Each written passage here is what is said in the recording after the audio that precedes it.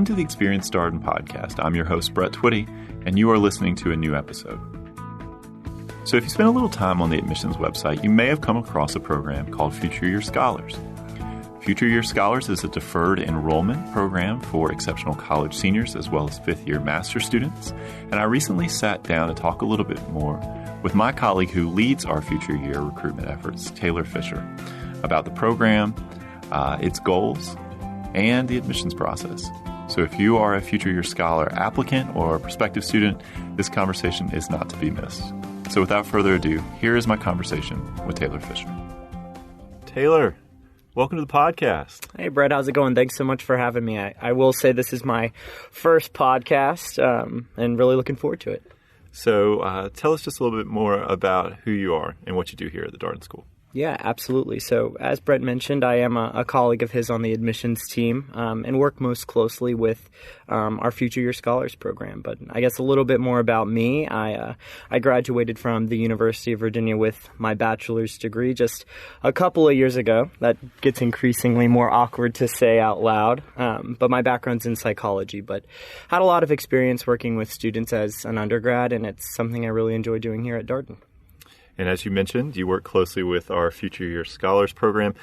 For our listeners who are less familiar with that program, what is Future Year Scholars? Yeah, absolutely. So the Future Year Scholars program here at Darden is a deferred admissions program. So it's really geared towards undergraduate students who are interested in maybe pursuing their MBA after acquiring a few years of work experience.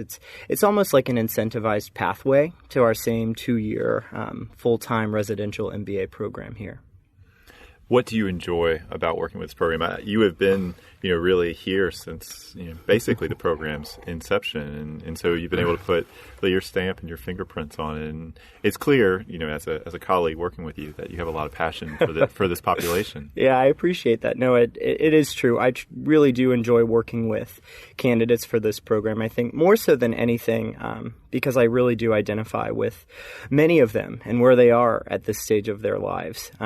Like I mentioned just a few short years ago, I was in their shoes, wrapping up my college degree. And I think many candidates that are exploring this program are a little bit uncertain about what the next stages of their life are going to look like. And I was also one of those kind of folks. So I think working with these students and also just seeing the energy and excitement surrounding what's next in the unknown is really rewarding.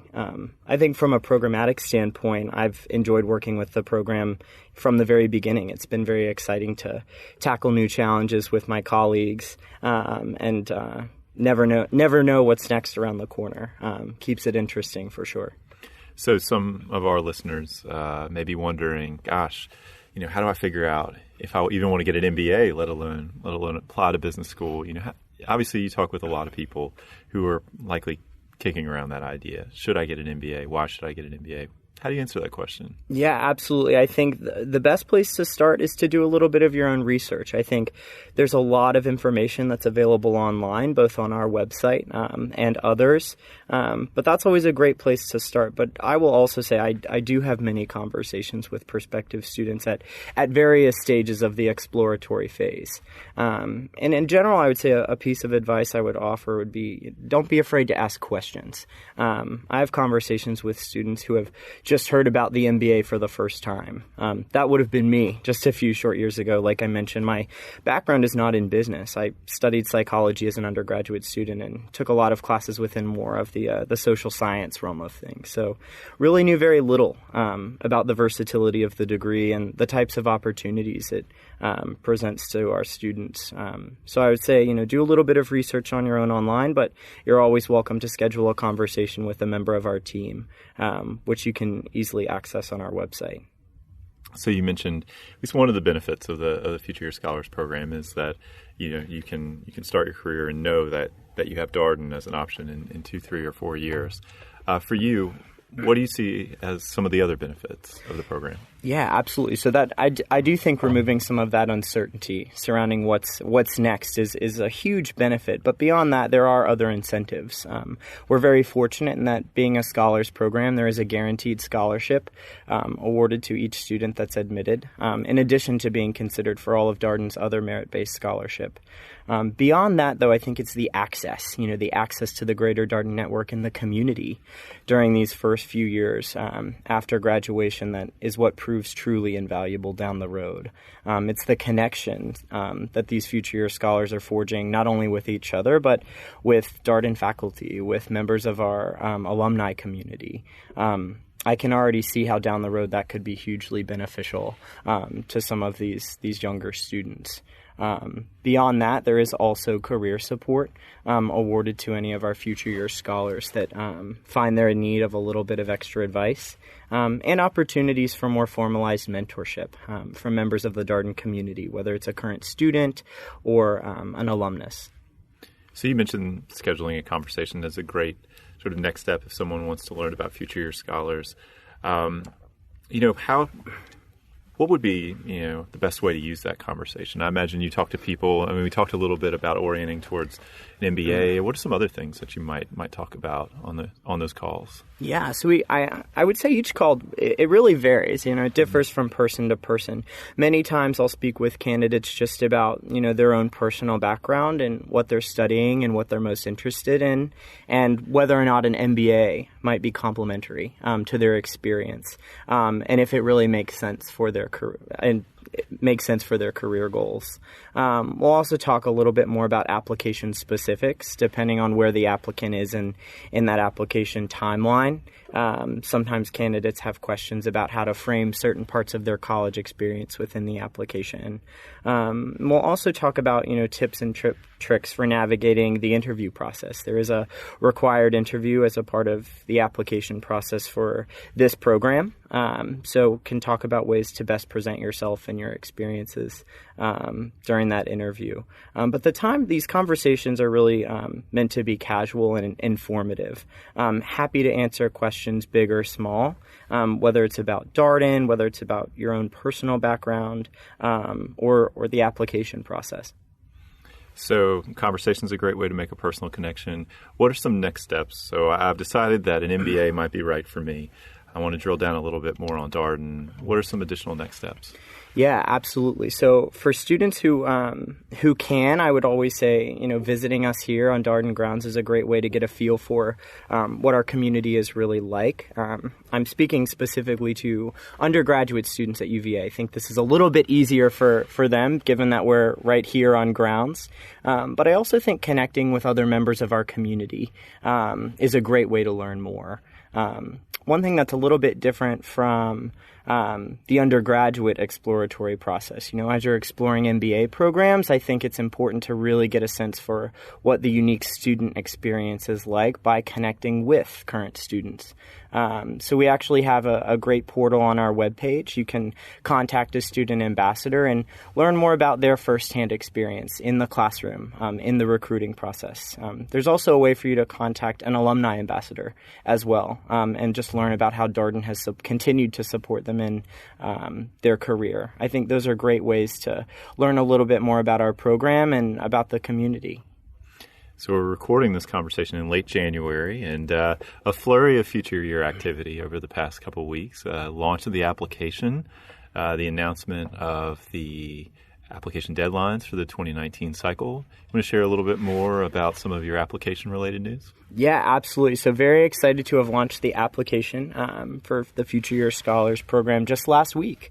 And students that have graduated between last September of 2018 and this upcoming August of 2019 with a bachelor's degree, or students in a fifth-year master's program and are graduating within those two dates, are eligible to apply this upcoming spring and summer.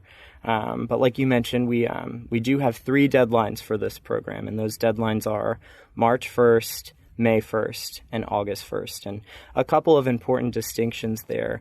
Admissions are not rolling. Each of those deadlines kind of acts as an independent round, if you will, in and of itself.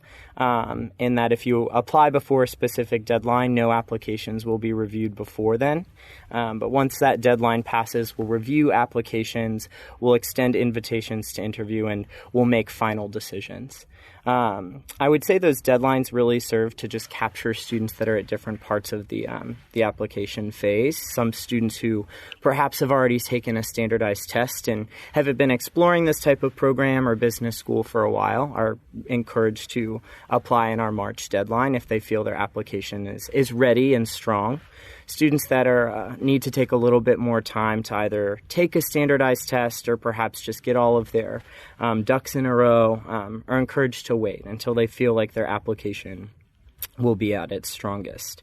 A couple of other important things to note. There truly is no strategic advantage in applying earlier, in that there's no cap, per se, in the number of students we admit in each of these rounds. My best advice to candidates is always just to apply when you're ready and when your application is strongest. But if candidates do have questions about those specific deadlines and how the deadlines function, I encourage them to reach out, either via email or to schedule a conversation. So no application fee, right, to apply? No application fee to apply. How could I have missed that? Well, I remember being in college, and it was a while back for me. Unfortunately, not just two years removed. But I think that is always nice to know that this is something that doesn't require that additional investment. Obviously, it costs money to take the GMAT or GRE, but to apply to Darden as a future year scholar. Yeah, absolutely. And I would also add beyond that, beyond there not being an application fee, for candidates that are ultimately not successful in the process this go-round, our admissions team is happy to offer feedback on ways candidates can strengthen their application to Darden in the future. So a common question I get is, well, if I apply to Darden as a future year scholar and I'm not admitted, is this going to hurt my chances down the road? And the short answer is absolutely not. If anything, I think it really does demonstrate interest in our program and in us early on, and down the road, if a student does choose to apply to Darden again, I think that would only be looked upon favorably.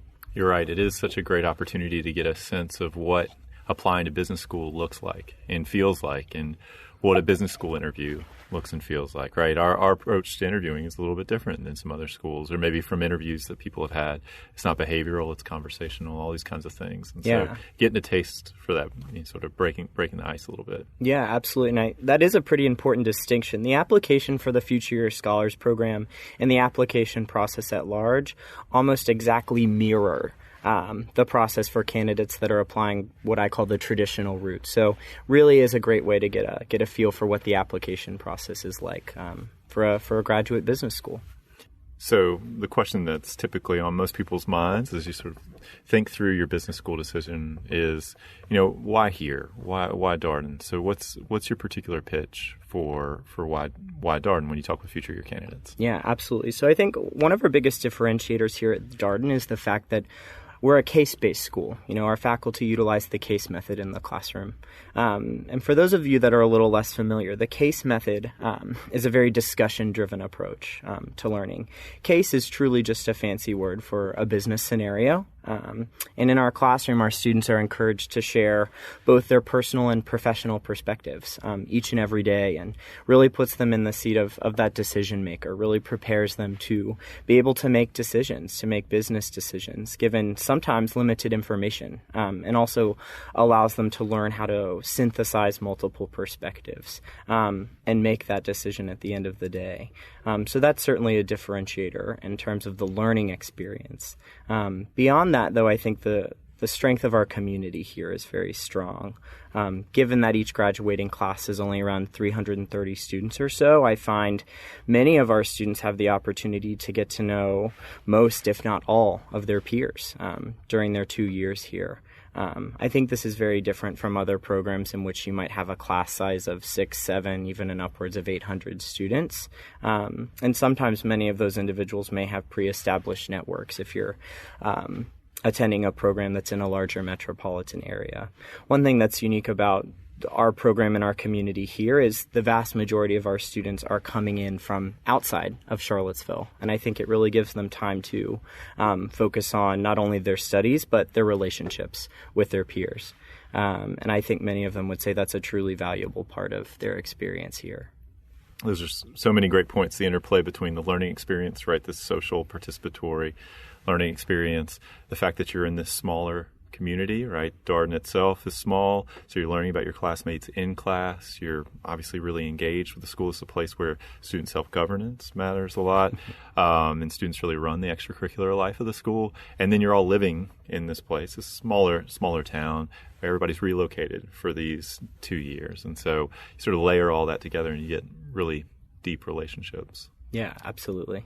So what's your number one tip for applicants, right? So obviously, everybody's situation is unique. Everybody sort of has strengths to their own story and their background and their application. But what's the one thing that you always advise people to keep on their minds as they work on their application? Absolutely. And I do really like this question. And we actually ran a blog post last week where I gave a lot of time and thought into, what is that one piece of advice, if I could give one piece of advice to candidates. And I'll start by saying I do think it is a little bit cliche and something people hear quite often, but I really, truly do think it's important. And I think in this process, it's important to be authentic and to be yourself. Candidates have to remember that, while they're getting to know us as a program, we're also getting to know them. And it can be really challenging for us to make an accurate assessment as to, whether or not a student will not only succeed, but enjoy their time here and be an active participant in our community if they're not presenting, again, that authentic version of themselves in their application, in those essays, and during the interview too. A tip I'll give candidates as it relates to authenticity in the essays, I think having a close friend or a family member read your essays and ask them, does this sound like me? Is this something I would say? Is this how is this how you would see me responding to this question? Is a really great check. But again, I do think it's important to be authentic in the application process and not assume that we're looking for certain criteria. And that's because truly we're looking for lots of different types of people to build our class. It's very important to us that the class is diverse on a variety of different metrics in terms of academic experience, professional experience, personal experience, and background, especially given that we're a case-based program and it is an entirely discussion-driven classroom. I think it's, again, important to have people that can contribute different perspectives to maximize the growth there. So bringing it back again, in the process, important to be authentic and be honest and be yourself. I really like that advice. And I do think sometimes when you talk with prospective students about being authentic, it can feel a little pat. But the reality is, we are a school that cares deeply about who you will be in the classroom, on a learning team, how you'll impact your classmates' learning experience, what you'll contribute. Sure. And I think there are a lot of ways that we can get to know you, both as a prospective student, even before you apply, and obviously once you apply. Schedule a conversation, come to a class visit, meet us at an event. I know you travel around. You go to a lot of colleges and universities. You're on the road. So I am quite often. So hopefully you'll take Taylor up on some of these opportunities and make a personal connection. That's one of the best parts about recruiting for the Darden School. So Taylor, I know you're a busy guy. I believe you're heading across grounds later this evening to make a presentation. But I really appreciate your taking time. I appreciate you having me, Brett. Thank you so much. And that was my conversation with Taylor Fisher, a member of our admissions committee who leads our Future Year Scholars recruitment efforts. As always, if you have any comments, suggestions, requests, anything you'd like for us to cover here on the podcast, we are all ears. We can be reached at darden@virginia.edu. Until next time, thanks for listening.